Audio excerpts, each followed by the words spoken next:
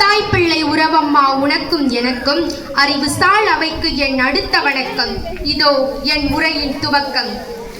பயிற்றுக்கு சோறிடல் வேண்டும் இங்கு வாழும் மனிதர்க்கெல்லாம் பயிற்று பல கல்வி தந்து இந்த நாடினை உயர்த்திட வேண்டும் என்ற பாரதியின் கனவினை நினைவாக்கிய காமராசரின் பிறந்த நாளை முன்னிட்டு அவரை பற்றி பேச பெருமை கொள்கிறேன். பெருந்தலைவர் என்பர், படிக்காத மேதை என்பர், கல்வியின் ஆயுதம் என்பர், கிங் மேக்கர் என்பர், ஏழை பங்காளன் என்பர். அத்துணையும் தனித்தனியே சொல்ல நேரம் வந்தும் நெஞ்சத்தின் நண்பாளே கொஞ்சம் தமிழாளை அழைப்பர் கருப்பு காந்தி என்று. யார் அந்த கருப்பு காந்தி? காந்தியை போல் ஒரு மனிதர் இல்லை, காந்தியை போல் இங்கு யாரும் பிறப்பதில்லை என்ற வாதத்திற்கு முடிவு கட்ட பிறந்தவர் தான் இந்த கருப்பு காந்தி. காந்திய கொள்கைக்கும் பொது வாழ்வு தூய்மைக்கும் சொந்தக்காரர் தான் இந்த கருப்பு காந்தி. நம் கர்ம வீரர் காமராஜர் சொல்லில் அடங்கா அவர் புகழை சொல்லவும் கேட்கவும் சுகம்தானே.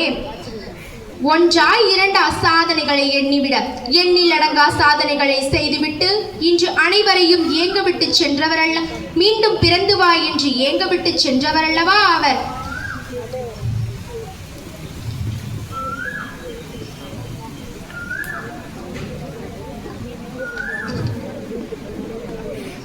நீர் ஆண்டதோ 9 ஆண்டுகள், உன் சாதனைகள் பேசுகிறது பல 100 ஆண்டுகள். பொற்கால ஆட்சி என்பவுடன் நம் கண்முன் வந்து நிற்கிறது கர்ம வீரரின் ஆட்சிதான்.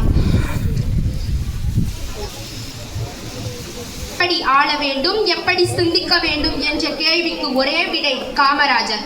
1954ஆம் ஆண்டு புத்துயிர் ஊட்ட தமிழ் புத்தாண்டில் முதல் வாரியாக அமர்ந்து அலங்கரித்தார். பதவிக்கு வந்ததும் பணப்பையை நிரப்பும் அரசியல்வாதிகளுக்கு மத்தியில் ஏழை பிள்ளையின் இறைப்பையை நிரப்ப கொண்டு வந்த மதிய உணவு திட்டம் ஆரவாரம் கொள்கிறது. சொத்தில்லாதவர்களுக்கு கல்வி எனும் சொத்தை வழங்கி ஆயிரம் ஆண்டுகளாக மறுக்கப்பட்ட கல்வியை இன்று அனைவருக்கும் இலவசமாக்கி கல்வியே புரட்சி செய்து இன்று கல்வி நம் முன்னே கற்கண்டாய் இனிக்கிறது. பள்ளிகள் இல்லா ஊர்களிலே பள்ளிகள் பல தந்த பகலவனே, நீ படிக்கவில்லையே தவிர ஒட்டுமொத்த தேசத்தையே படிக்க வைத்த படிக்காத மேதை.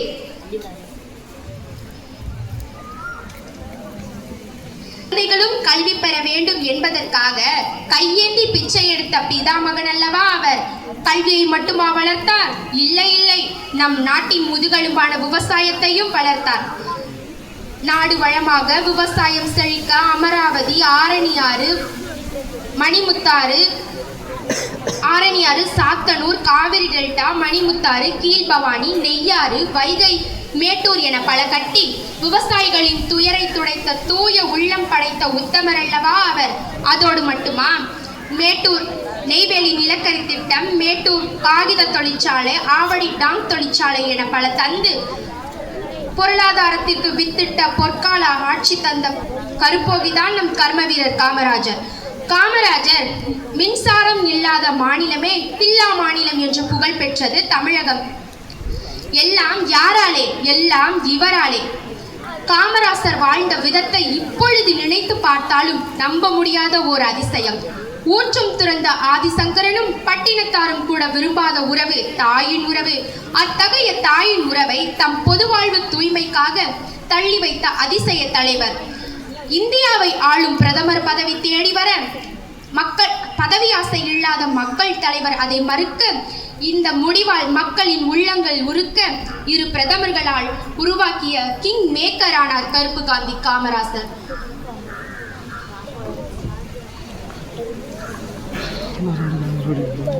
கட்சியை வலுப்படுத்த முதியோர்கள் பதவி விலக வேண்டும் என்ற முடிவு